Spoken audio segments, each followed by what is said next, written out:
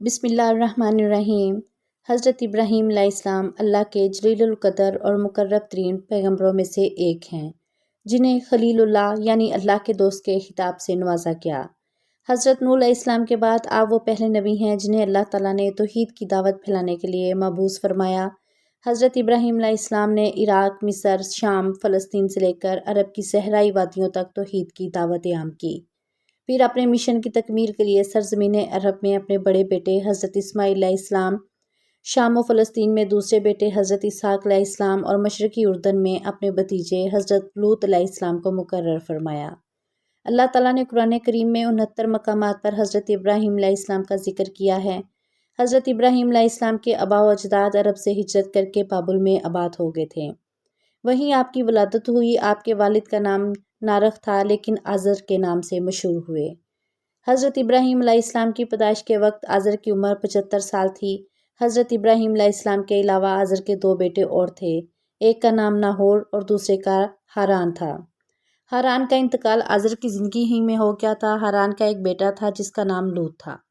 लूत ने बाप के इंतकाल के बाद अपनी ज़िंदगी का बेशतर हिस्सा चचा हज़रत इब्राहीम अलैहिस्सलाम के साथ गुजारा, यहाँ तक कि अल्लाह रब्बुल इज़्ज़त ने हज़रत लूत अलैहिस्सलाम को भी दावत से नबूवत से सरफराज फरमाया। हज़रत इब्राहीम अलैहिस्सलाम के वालिद आज़र का पेशा बुत तराशी और बुत फरोशी था। बाबल पर नमरूद की हुक्मरानी। बाबल और उसके आसपास के इलाकों पर नमरूद की बादशाही थी, जो एक बहुत ताकतवर, मुतकब्बर, जाबर और बुतप्रस्त हुक्मरान था। कहते हैं सर पर ताज सबसे पहले नमरूद ने ही इन्हें पहना था। ये बाज़ोर ताकत राया से अपनी परस्तिश करवाता था। एक मरतबा इसने अजीबो-गरीब ख्वाब देखा कि आसमान पर एक बड़ा रोशन और खूबसूरत सितारा नमूदार हुआ, जिसकी रोशनी इतनी तेज़ थी कि उसने आसमान पर चमकते चांद और लाखों सितारों की रोशनी को मांद कर दिया। सुबह हुई तो नमरूद ने शहर के तमाम बड़े काहनों और नजूमियों को दरबार में तलब करके अपना ख्वाब सुनाया और ताबीर मांगी। नजूमियों ने ताबीर बताई कि शहर में अनकरीब एक ऐसा बच्चा पैदा होने वाला है जो अजीम बादशाह के ज़वाल का बाइस बनेगा और हमारे खुदाओं के मुकाबले में एक और खुदा इसके दीन का प्रचार करेगा। नजूमियों की इस खबर ने नमरूद को सख्त परेशान कर दिया। चुनांचे उसने फौरी हुक्म जारी किया कि जो भी बच्चा पैदा हो उसे फौरी कत्ल कर दिया जाए। बादशाह के हुक्म पर अमल दरामद शुरू कर दिया गया और बाबल की सरजमीन नौज़ायदा बच्चों के खून से सुर्ख हो गई। अभी बादशाह के फरमान को कुछ ही वक्त गुजरा था कि हज़रत इब्राहीम अलैहिस्सलाम की विलादत का वक्त करीब आ गया। आज़र और उनकी बीवी को अपनी औलाद का खून किसी सूरत कबूल न था, लिहाजा उन्होंने उसे छुपकर पालने का फैसला कर लिया और बच्चे की पैदाइश से पहले ही बाबुल के पहाड़ों के दरमियान एक गार तलाश कर लिया। हज़रत इब्राहीम अलैहिस्सलाम की वालदा ने इस गार में बच्चे को जन्म दिया और बच्चे को अल्लाह के सुपुर्द करके घर वापस आ गईं। वालिदा बाकायदगी से छुपते छुपाते गार में जाती और बच्चे को दूध पिलाकर वापस आ जाती। कुछ ही अरसे बाद आप बड़े हो गए तो वालिदैन घर ले आए। आज़र के बूत और हज़रत इब्राहीम अलैहिस्सलाम को अल्लाह ताला ने बचपन ही से सिरात मुस्तकीम पर रखा था और अपना रसूल मुंतखब कर लिया था। कुरान करीम में इरशाद बारी ताला है, और हमने इब्राहीम को पहले ही से हिदायत दी थी और हम उनके हाल से वाकिफ़ थे। हज़रत इब्राहीम अलैहिस्सलाम ने वालिद को बुत तराशने और उनको पूछते देखा तो उनसे सवाल किया, ये क्या हैं? वालिद ने कहा कि ये हमारे खुदा हैं। हज़रत इब्राहीम अलैहिस्सलाम ने तअज्जुब से कहा, ये कैसे खुदा हैं कि जिनको आप पत्थर के टुकड़ों से तराश रहे हैं? एक दिन वालिद ने उन्हें एक टोकरे में बहुत से बुत रख कर दिए कि इन्हें बाजार जाकर बेच आओ। वालिद के हुक्म की तामील करते हुए टोकरा लेकर बाजार पहुंच गए और आवाज़ लगाई, ए लोगो, आओ और अपने इन खुदाओं को खरीद लो जो तुमको नफ़ा पहुंचा सकते हैं और ना नुकसान। लोग जमा होते, अपने खुदाओं के बारे में हज़रत इब्राहीम अलैहिस्सलाम की गुफ्तगू को तअज्जुब से सुनते और आगे बढ़ जाते। बाजार जाने का ये सिलसिला कई दिन तक जारी रहा, जब एक बुत भी ना बिका, बल्कि लोगों ने हज़रत इब्राहीम अलैहिस्सलाम की शिकायतों के अंबार लगा दिए तो आज़र ने इन्हें बाजार भेजना बंद कर दिया। अल्लाह ताला ने हज़रत इब्राहीम अलैहिस्सलाम को बचपन ही में रुश्तो हिदायत और अक्ल सलीम अता फरमाई थी। वो जब छोटे थे तो हैरान होकर सोचते थे कि अपने हाथों से वो तराशे पत्थर के टुकड़े हमारे मबूद कैसे हो सकते हैं। इन्हें इस मबूद हकीकी की तलाश थी जिसने कुल कायनात को बनाया है। दिन रात इसी जुस्तजू और फिक्र में रहते। फिर बारी ताला ने उन्हें कायनात की कुछ और चीज़ों का भी मुशाहिदा करवाया। कुरान पाक में इरशाद है, और हम इब्राहीम को आसमानों और ज़मीन के अजायबात दिखाने लगे ताकि वो खूब यकीन करने वालों में से हो जाएं। यानी जब रात ने उनको तारीकी से ढांप लिया تو آسمان میں ایک ستارہ نظر آیا۔ کہنے لگے یہ میرا پروردگار ہے۔ جب وہ غائب ہو گیا تو کہنے لگے کہ مجھے غائب ہو جانے والے تو پسند نہیں۔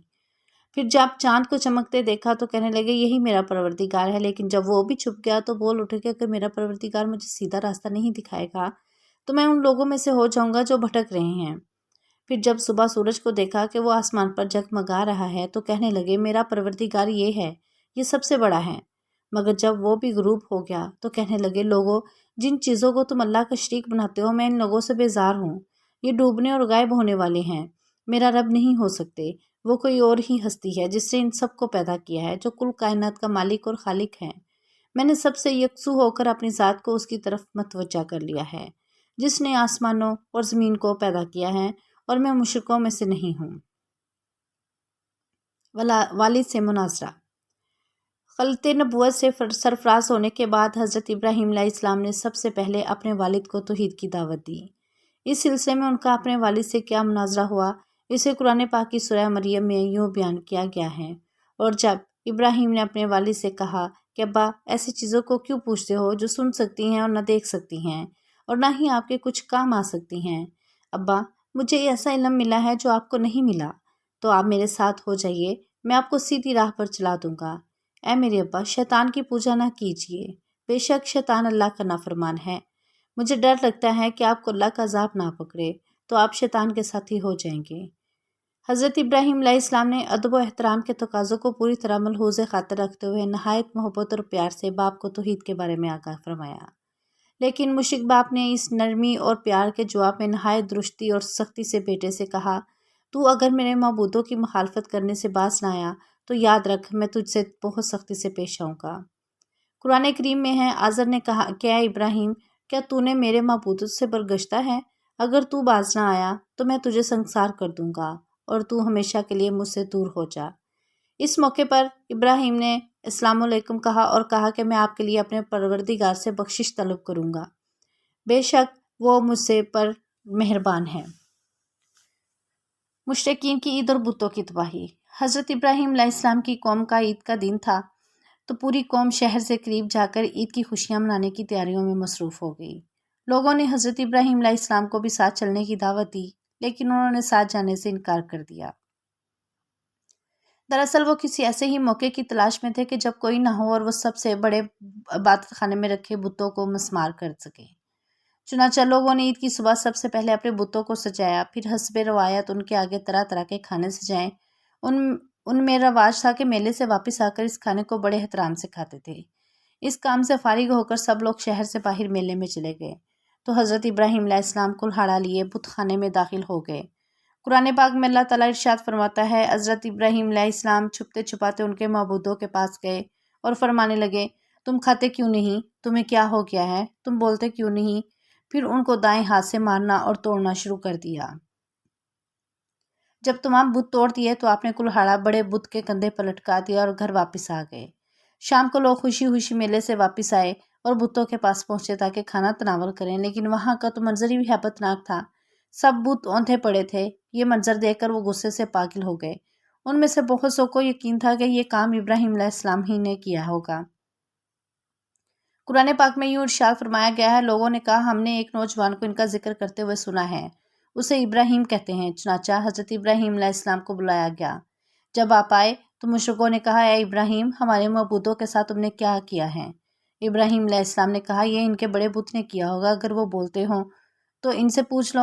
انہوں نے اپنے دل میں غور کیا تو آپس میں کہنے لگے، بے شک ہم ہی ظالم ہیں۔ پھر شرمندہ ہو کر سر نیچے کر لیا اور بولے، تم جانتے ہو کہ یہ بولتے نہیں ہیں۔ ابراہیم علیہ السلام نے کہا، پھر تم اللہ کو چھوڑ کر کیوں ایسی چیزوں کو پوچھتے ہو جو تمہیں کچھ فائدہ دے سکیں اور نہ نقصان؟ تف ہے تم پر اور جن کو تم اللہ کے سوا پوچھتے ہو ان پر، کیا تم عقل نہیں رکھتے؟ بے قدر کود پڑا آتش نمرود میں عشق۔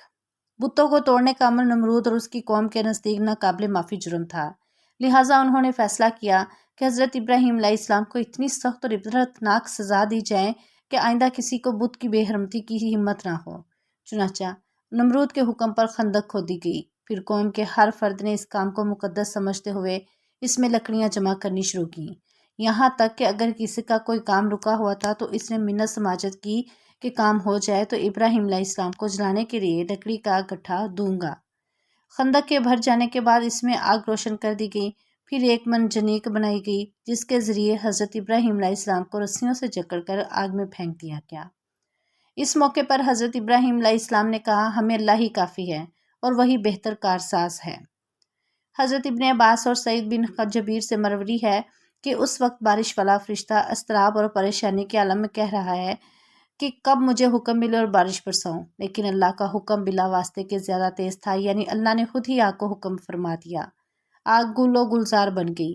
قرآن کریم میں ارشاد باری تعالیٰ ہے، ہم نے کہا اے آگ ابراہیم پر ٹھنڈی اور سلامتی ہو جا۔ مروی ہے کہ حضرت جبرائیل علیہ السلام حضرت ابراہیم علیہ السلام کے ساتھ تھے اور آپ کی جبین اطہر پیشانی سے پسینہ پونچھ رہے تھے اور اس پسینے کے علاوہ انہیں اور کوئی تکلیف نہیں پہنچی۔ حضرت ابو ہریرہ رضی اللہ عنہ سے مروی ہے کہ حضرت ابراہیم علیہ السلام کے والد کے کہے ہوئے کلمات میں سب سے اچھے کلمات وہ ہیں جو اس نے اپنے بیٹے کو آگ کے اندر دیکھ کر کہے تھے، اے ابراہیم تیرا پروردگار بہترین پروردگار ہے۔ حضرت منہال بن عمرو سے مروی ہے کہ حضرت ابراہیم علیہ السلام اس آگ میں 40 یا 50 دن ٹھہرے اور انہوں نے فرمایا کہ میں نے ان دنوں سے اچھی زندگی نہیں گزاری اور میری تمنا رہی کہ میری پوری زندگی اسی کی طرح ہو جائے۔ آگ پر چھپکلی کی پھونکیں۔ حضرت ام شریک سے مروی ہے کہ رسول اللہ صلی اللہ علیہ وسلم نے چھپکلی مارنے کا حکم دیا اور فرمایا کہ یہ ابراہیم علیہ السلام پر جلنے والی آگ کو پھونک مار رہی تھی۔ مسند احمد میں حضرت عائشہ رضی اللہ عنہا سے روایت ہے کہ رسول اکرم صلی اللہ علیہ وسلم نے فرمایا، چھپکلی کو مارو کیونکہ وہ ابراہیم علیہ السلام پر آگ کی پھونکیں مار رہی تھی۔ راوی کہتے ہیں کہ پھر سیدہ عائشہ رضی اللہ عنہا بھی ان کو مارتی تھی۔